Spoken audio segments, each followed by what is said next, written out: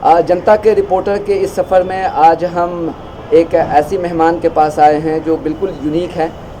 7 साल पहले इन्होंने एज एन एक्टिविस्ट एक सफ़र शुरू किया था, 8 साल पहले, और उस सफ़र का जो कल्मिनेशन हुआ है, now she is heading one of the most powerful women body in the country.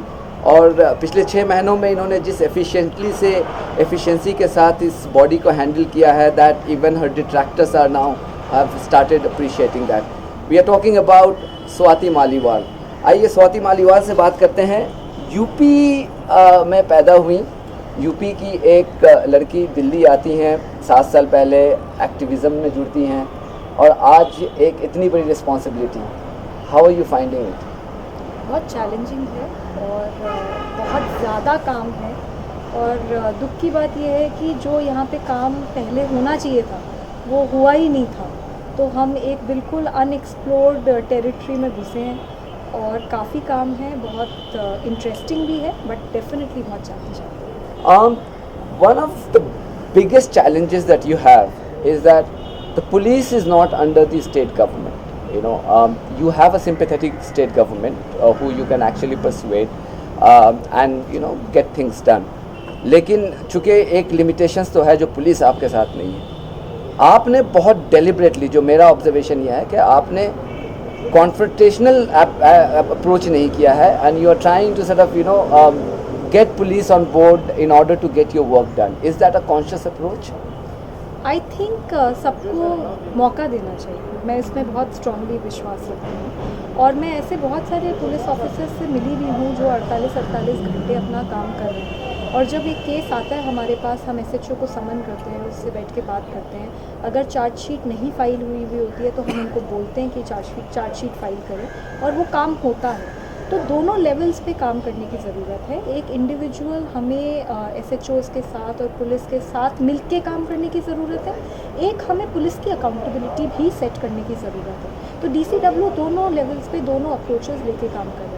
DCW ने सूचना मांगी हुई है पुलिस से, डीसीडब्ल्यू हर समय, अभी ट्रैफिक पुलिस के ऊपर डीसीडब्ल्यू ने नोटिस इशू किया, बस्सी साहब से भी डीसीडब्ल्यू ने काफ़ी सारी सूचना मांगी। हम अकाउंटेबिलिटी सेट करनी चाहिए पुलिस की, इस मांग को लेकर हम राजनाथ सिंह जी के पास भी गए, हम एलजी साहब के पास भी गए। हम कह रहे हैं बार बार कि 11,000 एफआईआर्स रजिस्टर हुई 2014 में, उनमें से सिर्फ 3500 के ऊपर चार्जशीट हुई है। तो ये इतना बड़ा गैप कैसे और क्यों, इसके ऊपर अकाउंटेबिलिटी सेट होनी चाहिए। 4000 हिम्मत में एप्लीकेशन में कंप्लेंट्स आती हैं, सिर्फ 13 पे एफआईआर होती है, ऐसा क्यों?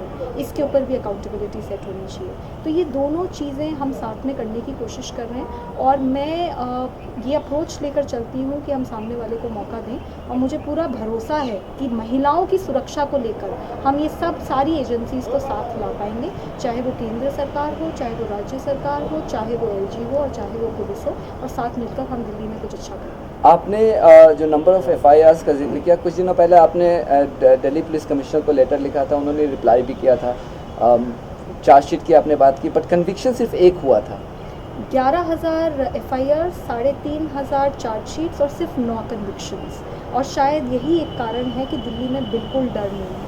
और कन्विक्शंस को भी अगर हम देखें तो 3 कारणों से कन्विक्शंस बहुत कम हो रहे हैं। सबसे पहले तो पुलिस की जो इन्वेस्टिगेशन है, ना तो वो टाइमली हो रही है, और ना ही वो काफ़ी केसेस में प्रॉपर नहीं है। हमारे पास कंप्लेंट्स की भरमार है इस तरीके की। तो अगर चार्जशीट टाइमली नहीं होगी तो जस्टिस कैसे मिलेगा?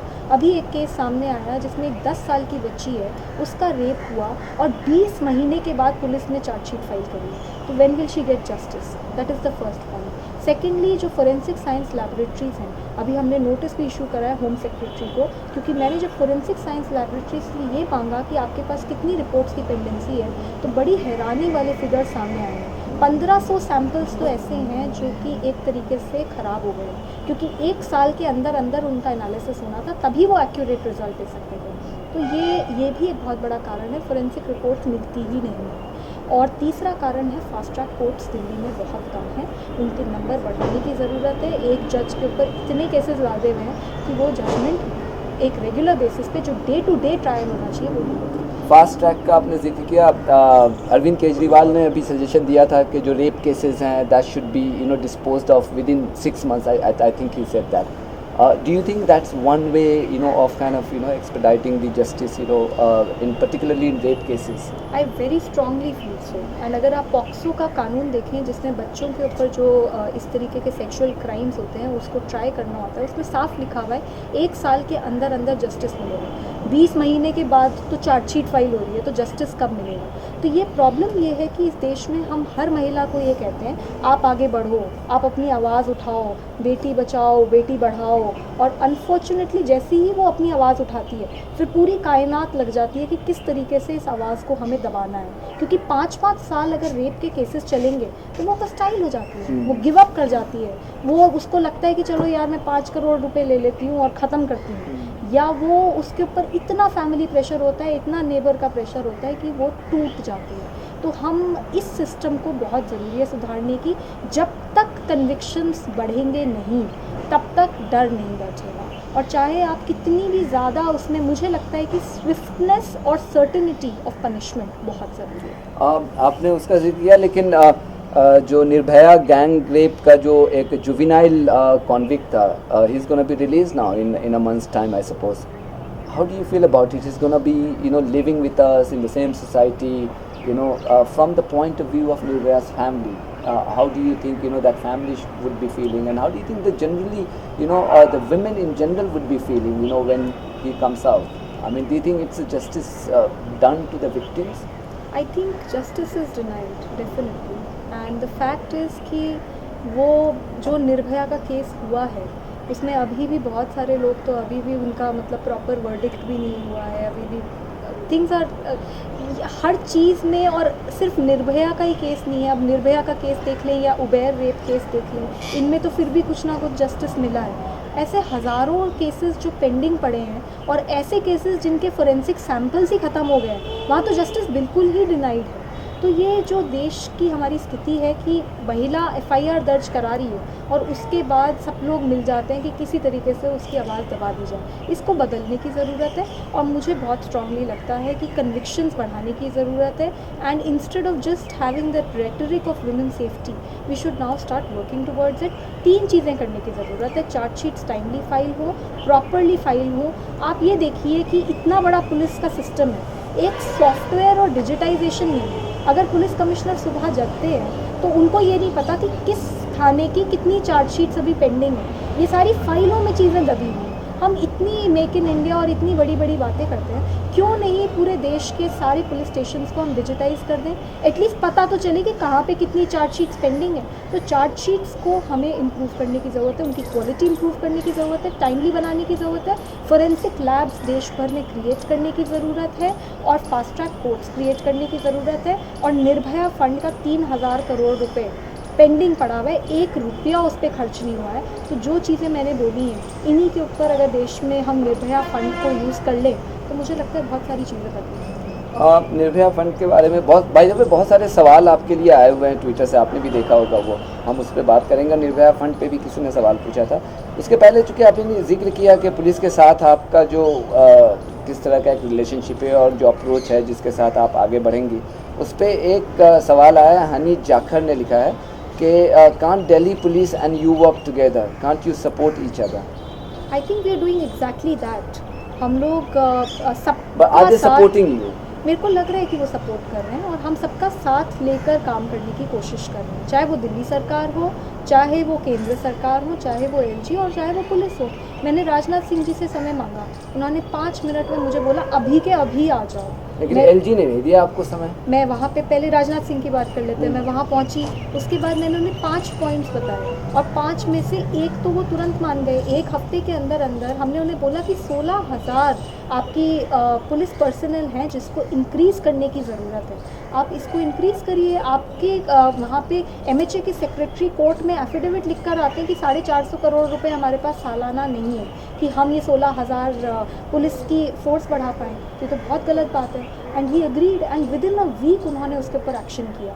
तो मुझे ये लग रहा है कि हम एक प्योर इंटेंशन से और दिल से काम कर रहे हैं, और वो लोगों को दिख भी रहा है और लोग सपोर्ट कर रहे हैं। और जहाँ तक LG के समय का बात है, तो LG ने एक मीटिंग फिक्स करी और उसके लिए वो डिले हो गई, जिसके लिए मेरे को बहुत आहत हुआ, क्योंकि मुझे लगता है कि वैसे ही काफ़ी दिनों के बाद एक कोऑर्डिनेशन कमेटी बनी है। और मुझे लगता है कि चाहे बाकी सारी चीज़ें वेट कर सकती हैं, पर coordination committee on women safety wait नहीं कर सकती है। और हफ्ते दर हफ्ते उसको डिले करना सही बात नहीं है। लेकिन अब हमें फिर सूचना मिली है कि अब 10 तारीख को वो मीटिंग, तो पहली मीटिंग है, हम जाएंगे। और मेरा बस एक ही अप्रोच है, चाहे वो दिल्ली सरकार हो, चाहे वो एलजी हो, चाहे वो केंद्र सरकार हो, पुलिस हो, ना तो मैं राजनीति करती हूँ और ना ही किसी को राजनीति करने दूंगी महिलाओं के मुद्दों पर। और ये मैं बहुत क्लियर कर रही हूँ, ऐसा नहीं है कि हम किसी को प्रोटेक्ट कर रहे हैं, किसी को चमका रहे हैं, ऐसा कुछ नहीं। नहीं, आपने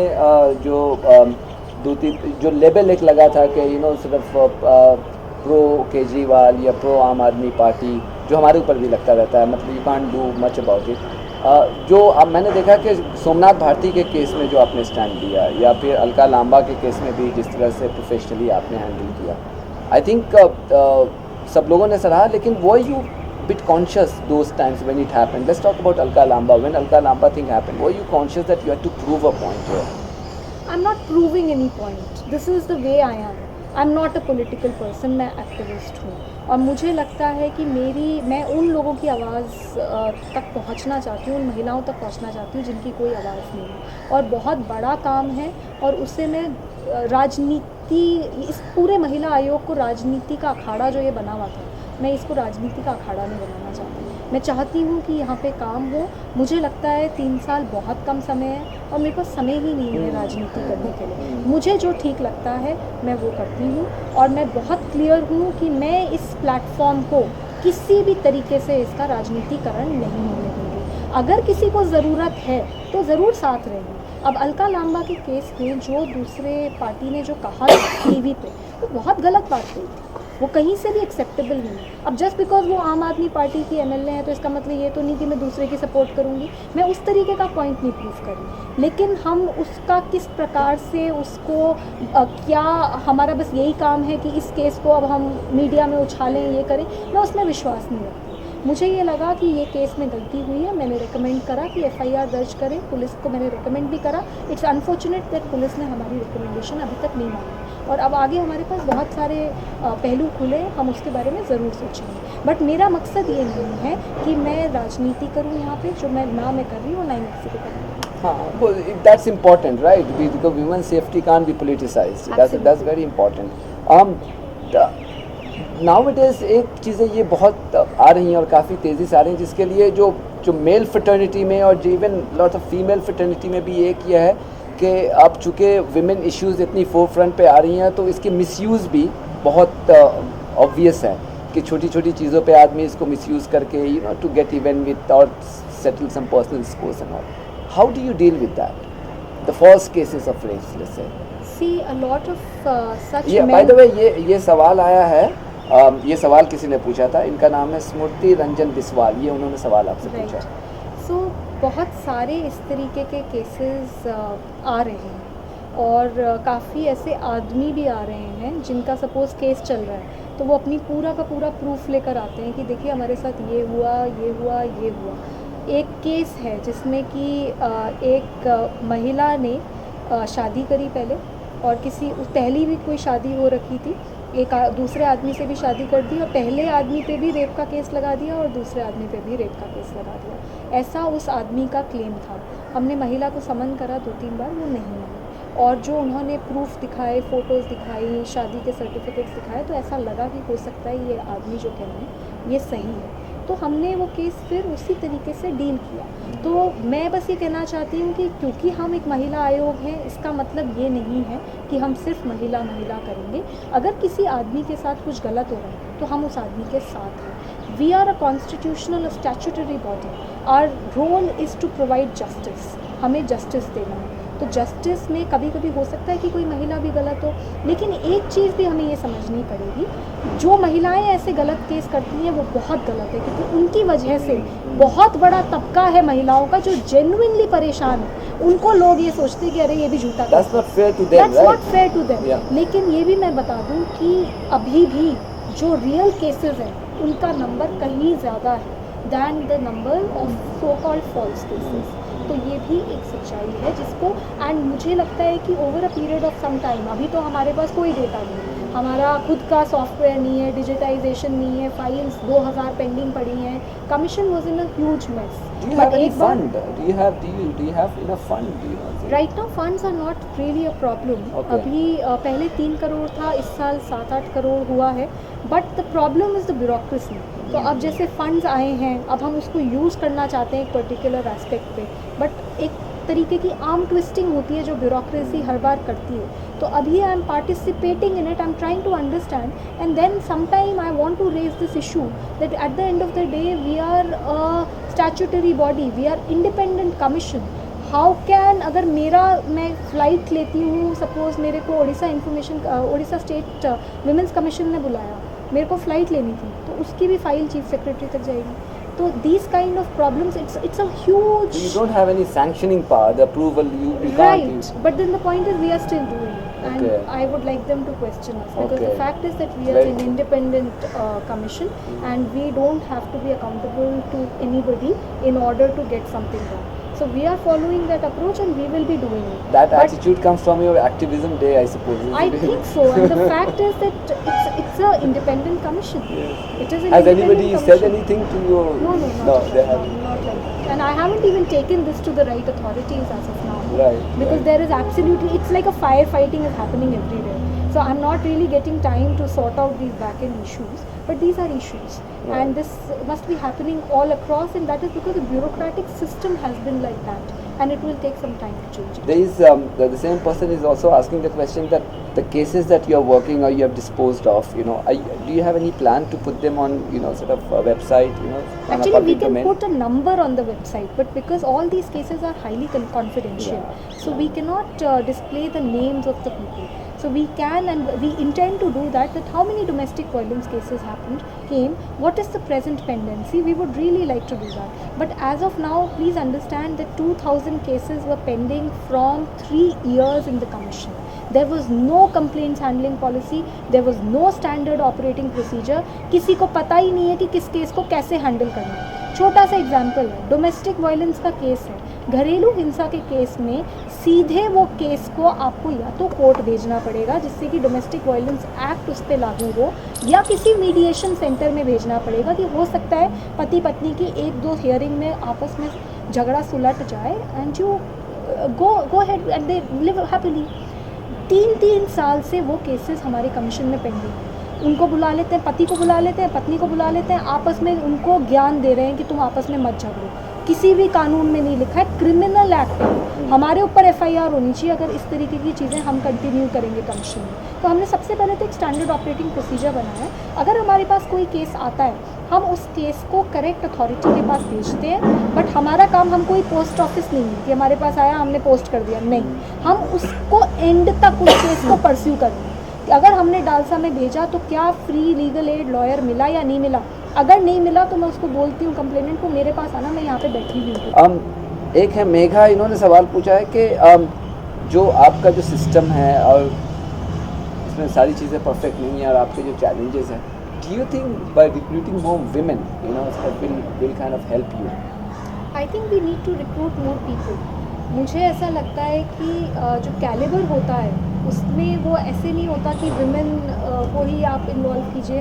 बहुत सारे आदमी भी ऐसे हैं जो कि बहुत सेंसिटिव हैं महिलाओं को लेकर और जो बहुत अच्छा काम करते हैं महिलाओं को लेकर, तो हम उन्हें भी रिक्रूट कर रहे हैं, उनको भी इन्वॉल्व कर रहे हैं। बट ऑफ कोर्स कुछ जगहें ऐसी होती हैं जहाँ पे सिर्फ महिलाओं को इन्वॉल्व करना चाहिए, जैसे जो हमारा रेप क्राइसिस सेल है। अब मैं नहीं एक्सपेक्ट कर सकती एक रेप विक्टिम को आकर अपनी गाथा एक आदमी को बताने के लिए, बिल्कुल नहीं होगा। बट कुछ जगहें ऐसी हैं जहाँ हम आदमियों को भी इन्वॉल्व कर रहे हैं, जहाँ उनकी रिसर्च भी यूज़फुल है। तो just because it's a women commission, it's not right that we should only involve women. I very strongly feel कि हमारे देश में प्रॉब्लम ही ये है कि जब हम महिलाओं की बात करते हैं तो हम सिर्फ महिलाओं से बात करते हैं। हमें आदमियों से भी बात करनी पड़ेगी, हमें बच्चों से भी बात करनी पड़ेगी, हमें लड़कों से भी बात करनी पड़ेगी। और जब एक आदमी विमेन कमीशन में इन्वॉल्व होता है तो इनफैक्ट आज मुझे कल परसों हमारा जो PM है वो मुझे बता रहा था कि मैडम मैं तो जब से यहाँ पे आया हूँ इतना सेंसिटाइज हो गया हूँ कि मैं तो जब घर वापस जाता हूँ तो अपनी मैं सुबह से यहाँ पे काम करता हूँ, बहुत मेहनत करता है, मैं देखती हूँ बहुत सालों से है महिला आयोग में। कहता है मैं जब रात में वापस जाता हूँ तो सब्ज़ी वब्ज़ी मैं काटता हूँ, सारा काम मैं कराता हूँ, और सुबह आता हूँ तब भी मैं सारा काम कराता हूँ। तो इस तरीके से ये एक अपॉर्चुनिटी है आदमियों को भी सेंसिटाइज करने की। एक अभिषेक पूछ रहे हैं कि does DCW look after the victims of violence and provides rehabilitation and counselling? Right now there is a procedure, एक विक्टिम्स कॉम्पनसेशन फंड है जो डालसा देता है, बट उसमें बहुत सारी समस्याएं हैं। हमने आकर सरकार से डिमांड किया था कि विक्टिम कॉम्पनसेशन स्कीम काफ़ी सालों से पेंडिंग पड़ी है, इसको रिवाइज़ कीजिए, तो उन्होंने रिवाइज़ कर दी है और आई थिंक फ़ाइल अभी LG ऑफिस में है, बट उसमें भी हमने बाद में रियलाइज़ किया अभी काफ़ी सारी समस्याएं हैं। जैसे वो जो 4 साल की केशवपुरम की जो बच्ची थी जिसका रेप हुआ, वो सफदरजंग हॉस्पिटल में आज भी लड़ रही है। 9 अक्टूबर की ये घटना है और आज तक वो सफदरजंग हॉस्पिटल में है। 2 घंटे का उस छोटी सी बच्ची का ऑपरेशन हुआ और उसके पूरी बॉडी पे जिस तरीके से उसे नोचा गया था और काटा गया था, शब्द नहीं है। अब ऐसी बच्ची को भी जब कॉम्पनसेशन मिलता है गवर्नमेंट की तरफ से, डालसा जो देती है, उसको सिर्फ 25,000 रुपये मिले। अब वो गरीब से गरीब तबके से आती है। तो हम ये कोशिश कर रहे हैं, अभी हम पूरा एक प्लान बना रहे हैं कि एटलीस्ट और कुछ नहीं तो इन बच्चियों का स्कूलिंग की जिम्मेदारी, इनकी प्रॉपर रिहैबिलिटेशन की जिम्मेदारी सरकार की होनी चाहिए। अब वो क्या प्रारूप होगा उसके ऊपर मैं काम कर रही हूँ, क्योंकि उन बच्चियों की 2.5 साल की बच्ची, 5 साल की बच्ची, 4 साल की बच्ची, क्योंकि मैं इनसे जब भी ऐसा कुछ केस होता है मैं जाके हॉस्पिटल में मिलकर आती हूँ, मैं इंश्योर करती हूँ कि उसका हॉस्पिटल में जो भी है ठीक ठाक हो और कॉम्पनसेशन के नाम पे जो मिल रहा है एटलीस्ट उतना तो मिले। बट मुझे लगता है कि एक लंबे रिहैबिलिटेशन की ज़रूरत है। Have you spoken to Arvind Kejriwal about it? Actually, I am preparing a plan. Okay. I want to go with a foolproof plan, which is so foolproof that it doesn't get rejected, and I want to do a plan which is doable for the government also.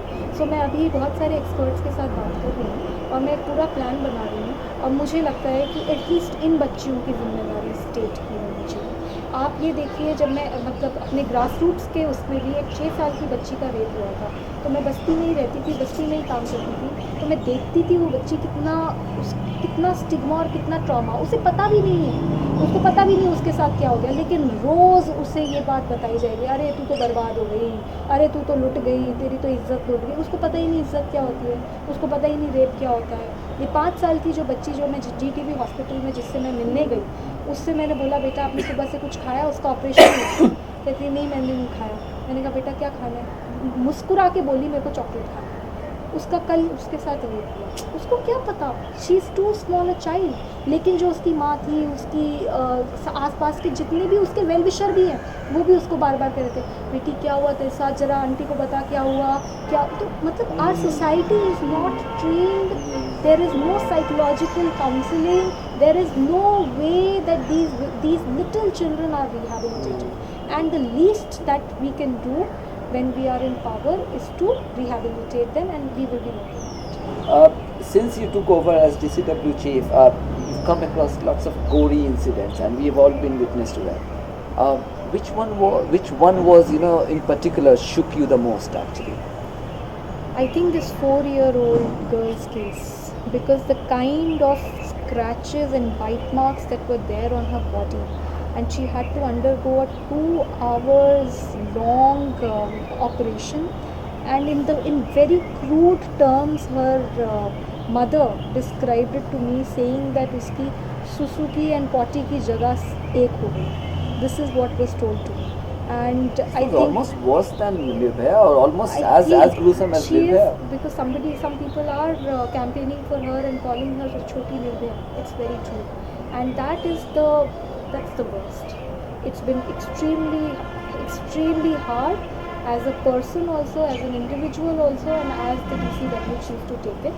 And that is why we are constantly thinking and we are planning a proper rehabilitation scheme, because to go there, to be with her, to ensure that her medical treatment is okay, that is something that I'm already doing.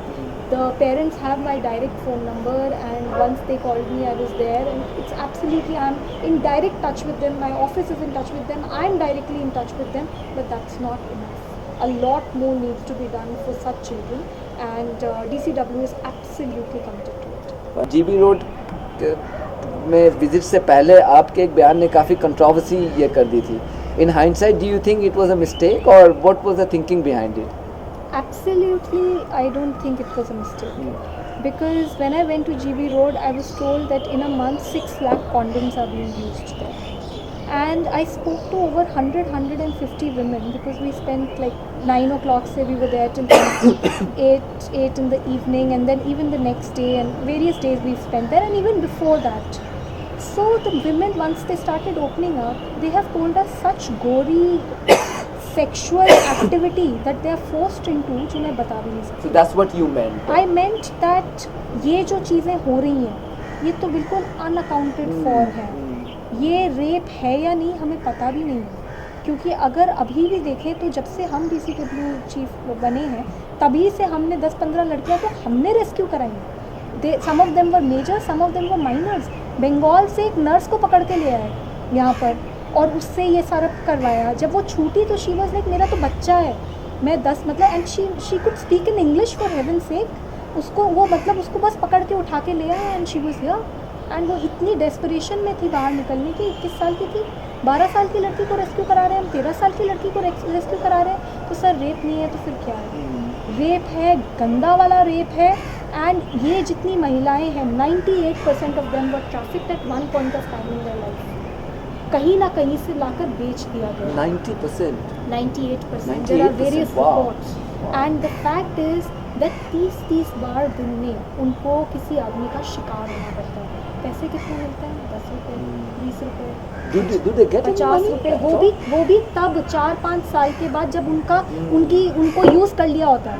मैंने आज जाकर एक लड़की बेच दी तो भाई जिसको बेची उसने पैसे दिए ना, तो वो पैसे तो वसूल करेगी, उसका वो 100 गुना वसूल करेगी. पहले ही साल में पूरी कोशिश करते हैं कि लड़की प्रेग्नेंट हो जाए और बच्चा ले लेते हैं उसका, तो वो एक तरीके से आपके कब्जे में आ जाए. ब्लैकमेलिंग. और उसके बाद 3-4 साल तक उसको एक फूटी कौड़ी नहीं मिलती. उसके बाद she starts opening her eyes and she starts realising, नहीं मैं भी मतलब I can also now ask for money. तब वो थोड़ी सेपरेट होती है, तब वो उसको पैसे मिलने शुरू होते हैं. पैसे कितने मिलते हैं? 10 रुपये, 20 रुपये, 30 रुपये. कभी इतने मिल गए, कभी वो आदमी जो वो आया वो इतना बड़ा दबंग गुंडा था कि वो 10 रुपये 20 रुपये उसी के ले गया, उसको दिए बिना. और किसके पास जाए? मतलब मेरे पास रात में 8 बजे, मैं ऑफिस में बैठी हुई थी, 8 बजे 3 महिलाएं आई GB रोड से, क्योंकि मैं बार बार जा रही हूँ, मेरे कार्ड्स वहाँ पे बटे हुए हैं. So they came all the way to my office and they confided कि ये वाली प्रॉब्लम है, इसकी FIR दर्ज करवाओ. मैंने कहा क्यों नहीं गई पुलिस के पास? कहती है मैडम कुछ नहीं. फिर मैं गई उसके साथ, उसकी पुलिस स्टेशन में FIR मैंने दर्ज करवाई. तो इस तरीके की चीज़ें हैं. But how are you planning to sort of rehabilitate them? You have started and you've done pretty good job actually. But now the question is to get them out and to also rehabilitate them, to make them part of, sort of the sane society. How are you going to do that? What's the plan? So in 2012 एक committee setup हुई थी chief secretary के अंदर, जिसको इसको पूरे को rehabilitate भी करना था एंड ट्रैफिकिंग कंट्रोल करना था. बड़ी शर्म की बात है और दुख की बात है कि GB रोड पार्लियामेंट से 3 किलोमीटर पे चल रहा है और दिल्ली सचिवालय से भी 3 किलोमीटर पे चल रहा है, पर ये मीटिंग आज तक नहीं हुई थी. हमने जब पता करा तो हम चीफ सेक्रेटरी को अप्रोच करा और ये पहली मीटिंग हुई, और उसमें ये डिसाइड हुआ है कि दिल्ली के पास, जिसके पास अभी तक कोई रिहैबिलिटेशन पॉलिसी नहीं थी इन लोगों के लिए, रिहैबिलिटेशन पॉलिसी अब क्रिएट हो रही है. दूसरा, पॉलिसीज़ में टाइम लगता है, तो हम एक पायलट प्रोजेक्ट शुरू करना चाह रहे हैं और मैंने CII से बात करी है और CII is on board in this. हम 50 वुमेन को आइडेंटिफाई कर रहे हैं जो कि खुद से बाहर आना चाहते हैं. और जब से मैं वहाँ पे गई हूँ, ऐसी मेरे पास बहुत महिलाएं आ रही हैं. Even young girls are coming, वो saying that please get us out of it. You're confident you'll get 50 volunteers? I'll get more. Okay. But 50 से शुरू करेंगे, जिससे कि हम एक पायलट प्रोजेक्ट करें, हम भी उस प्रोसेस के थ्रू सीखें और हम ये इंश्योर करेंगे कि एक बहुत होलिस्टिक रिहैबिलिटेशन हो. Slightly away from this subject, you said your current role is very taxing, time consuming. I was talking to your husband and he was complaining the fact that you leave early in the morning and come late. You're being unfair to your husband, right? right? You've forgotten that there was a time that both of you were activists, but now you're not being fair to him. Is it gonna continue, or there is a timeline that you need to say, okay, fine, I need to just manage both family and work? मेरे husband ने बहुत बड़ा risk लिया था मुझसे शादी करके, तो अब वो उस रिस्क की सज़ा चुका रहे हैं एंड बट कह रहे होंगे, लेकिन बहुत सपोर्ट है. But that's very brave of a Haryanvi boy, right? Haryanvi boy too. By the way, he's here. We have Naveen Jahind here. For a Haryanvi person to marry a UPite, and then that UPite goes on to become the chief of women's body, one of the most powerful women's body. So how is it gonna continue? You don't expect him to sacrifice all his life, right? I think ये तो जब शादी कर रहे थे तो उसी time पे पता चल गया था भाई, जब आंदोलन करने वालों से शादी करोगे, चाहे इसने की या मैंने की, तो ये तो क्लियर है ही. अपनी ज़िंदगी में तो परेशानी होती है जब कोई भी आंदोलनकारी कोई भी है आंदोलन करने के लिए निकलता है घर से, तो समस्या तो आती है. जब उसके परिवार को आती है, शादीशुदा होता है तो बीवी को भी आती है, पति है तो पति को आती है. अब यहाँ तो दोनों ही ऐसे हो गए, तो अब तो कभी बहस होती है कि आप जल्दी निकल जाती हो, आप देर से आती हो? कम से कम एक कप चाय की तो उम्मीद कोई कर ही सकता है. वो चाय तो हम पीते नहीं, इसलिए चाय पे तो झगड़ा होता नहीं. अच्छा, वैसे खूब झगड़ा होते हैं. जो घर में ये हो रहा है, आप ये बताइए, आप हरियाणा से हैं, राइट? हरियाणा में एक अलग उसका स्टिग्मा है हरियाणवी सोसाइटी का, khap panchayat and their attitude towards women and all. अब जब स्वाति बन गई हैं DCW की चीफ, तो आपके घर वालों का क्या रिएक्शन है? हमारी फैमिली का रिएक्शन, अब गांव में उनको ये पता नहीं होता कि भाई DCW क्या है, गांव का क्या शहर में भी नहीं पता होता हुआ. तो हमारे वहाँ पे तो गांव में तो ये कहते हैं कि अभी ना, जैसे महिला है तो कोई महिला बोलता है, कोई लेडीज़ बोलता है. अपने टिपिकल गाँव में, चाहे हरियाणा, यूपी, दिल्ली के बाहरी गाँव हैं, तो वहाँ पर लुगाई बोलते हैं. तो उसमें यही बोला जाता है कि भाई हमारी जो बहू है ना, लुगाइयों की DC बन गई है. लुगाइयों की DC, हम तो वो एक्शन में ला भी नहीं सकते जो आप लाते हैं. आपको कौन सा डेजिग्नेशन ज़्यादा अच्छा लगता है, DCW चीफ या लुगाइयों की DC? कैसा वो, how did you feel when you came to know that this is how you have been described? बहुत प्यार करते हैं वो गाँव वाले. See, there are two things. One is It's sweet, right? Yeah, of course, very very sweet. And मैं जब अपने ससुराल भी जाती हूँ तो बहुत प्यार मिलता है उनको. और ये सिर्फ मैं बहुत किस्मत वाली हूँ, क्योंकि जिस तरीके के केसेस हम देखते हैं चारों ओर, तो और भी ज़्यादा इज्जत बढ़ जाती है अपने पेरेंट्स के प्रति. और अभी तो चलो मैं DCW चीफ बन गई हूँ, तो अब तो थोड़ा लाजमी है कि मेरी आवभगत हो. लेकिन 3 साल से जब से मेरी शादी हुई है, मेरे को बहुत ख्याल रखते हैं और बहुत अच्छे से सब लोग करते हैं, बहुत प्यार करते हैं मेरे सारे गांव वाले, नवीन के सब गाँव वाले. एंड मैंने शादी ही इस कारण से नवीन से करी थी, क्योंकि मुझे ऐसा लगता है कि नवीन मेरे काम को और मेरे जज्बे को समझता है. कैसे मिले थे आप लोग? अन्ना हज़ारे. अच्छा, तो अन्ना हज़ारे में ये भी बिल्कुल फिल्मी तरीके से. Very good, very good, very good. So you are indebted to Anna Hazare. Very good. इस तरह है ना कि अन्ना हज़ारे आंदोलन में हम दोनों यंगेस्ट कोर कमेटी मेंबर थे. ओके. एंड मैं 10 साल से काम कर रही थी ज़मीन पे, नवीन भी काफ़ी समय से काम कर रहे थे ज़मीन पे, और हमें दोनों को लगा कि हम दोनों की थॉट प्रोसेस तो बहुत चीज़ों पे नहीं मिलती, क्योंकि वो एक हरियाणा से आते हैं और उनकी अपनी हरियाणवी टेंडेंसीज बहुत स्ट्रॉन्ग हैं. मैं क्योंकि पूरी ज़िंदगी दिल्ली में बिताई है, तो मैं एक अलग तरीके से हूँ और उसमें भी बहुत स्ट्रॉन्ग हूँ. तो जो ये लड़ाइयाँ भी मेंशन कर रहे थे, तो काफ़ी बार हमारी अगर लड़ाई भी होती है तो पॉलिटिकल मुद्दों पे लड़ाई होती है, और काफ़ी भीषण लड़ाई हो जाती है, क्योंकि फिर वो वहाँ से हो रहे होते हैं कि नहीं तुम गलत हो, नहीं तुम महिलाओं के लिए ये करते हो. So all of that, so those are the fights that we have.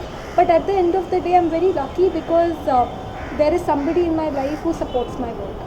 Thank you very much, Swati, and thank you very much, Naveen. That was Swati Maliwal and thank you very much for this very candid conversation, and we wish you all the luck, and we hope that you've already made a very promising start, and we hope in the remaining part of your term you continue to sort of leave a lasting impression through your sort the dedication that you are showing, and so thank you once again, and I wish you all the best. Thank you.